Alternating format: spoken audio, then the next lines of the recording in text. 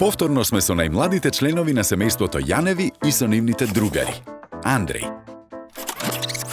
Николина, Маја, Марко, Бојан и да не го заборавиме Бубу. Тие се енергетска математика нова генерација.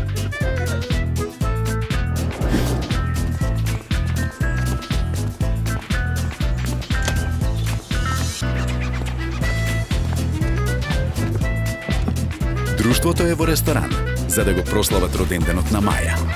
И во ресторанот има начини како да се заштеди непотребното трошење електрична енергија. Ако влезната врата не се затвори веднаш, се губи енергија и се намалува комфорот на гостите.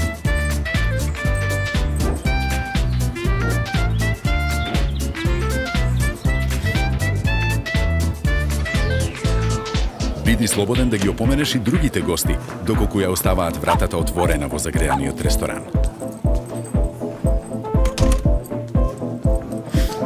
Не нарачувај повеќе храна отколку што можеш да изедеш. За нејзино приготвување се троши електрична енергија, а ако храната се фрли, енергијата била залудно потрошена.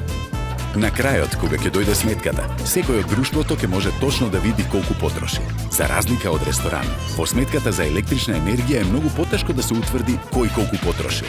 И токму затоа секој треба да знае, но и да внимава колку троши. Особено кога сметката ја плаќа некој друг.